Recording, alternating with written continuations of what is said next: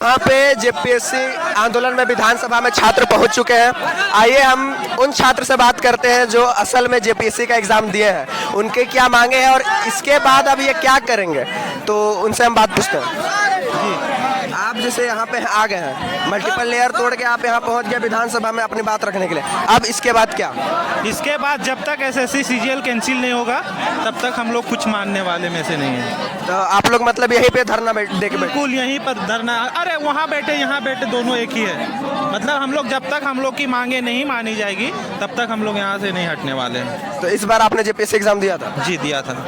तो सरकार से आपके क्या क्या मांगे और किस मुद्दों पे आप सरकार को किस किस चीज़ों का आप सरकार से चाहते हैं कि वो इस चीज़ में बदलाव करें? मेन मुद्दा तो जेपीएससी है ही नहीं, मेन मुद्दा तो झारखंड की सीजीएल है, एसएससी सीजीएल है, जो कि इतने भारी मात्रा में घोटाला हुआ, इतनी भारी मात्रा में अगर जांच की जाए ना तो मतलब इससे ज़्यादा बड़ा घोटाला मतलब झारखंड में क्या पूरा इंडिया में इतनी बड़ी घोटाला वाला एग्जाम कोई भी नहीं हुई है। बस इतना मान आप कैसे कर सकते हैं कि इतना बड़ा आप इसी से मान सकते हैं। अभय तिवारी का नाम आपने सुना होगा, जब प्रूफ के साथ आप दिख रहा है उसके बाद आपको क्या प्रमाण दिया जाए, सो बताइए।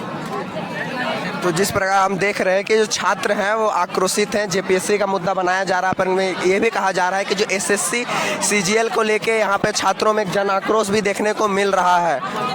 जेपीएससी तो ऑलरेडी कैंसिल, जेपीएससी में कुछ भी नहीं हुआ, सिर्फ अभी पीटी का एग्जाम हुआ है। लेकिन मेन मकसद हम लोग का है कि एसएससी सीजीएल को कैंसिल किया जाए, उसके बाद जितने अभी अभय तिवारी जिसमें मतलब वो हाँ इन्वॉल्व है वो सारा एग्जाम कैंसिल करवाया जाए और रिफॉर्म लाया जाए। इससे ज़्यादा हम लोग का कोई मांग नहीं है।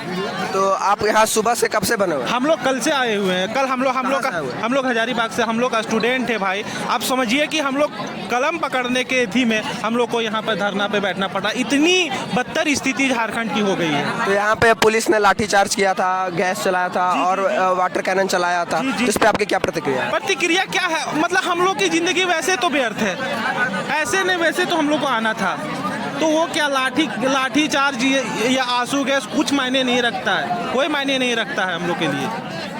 यहाँ पे ये भी कहा जा रहा है, जैसे हेमंत सोरेन का कहना है कि ये जो छात्र आंदोलन है ये बीजेपी का ही करवाया हुआ, उन्हीं के द्वारा इन्वॉल्व किया हुआ ये छात्र। आपको कोई बीजेपी का लग रहा है? आप अभी तक आप कब से हैं यहाँ पे? हम तो 17 दिन से। 17 दिनों से। आपको कभी एक स्टूडेंट को दिखा दीजिए, इतने स्टूडेंट की दर्द को आपको देखने के बाद क्या लग रहा है कि ये आदमी जो है ये बीजेपी के नेता है, ये बीजेपी के हैं, हम बीजेपी के हैं?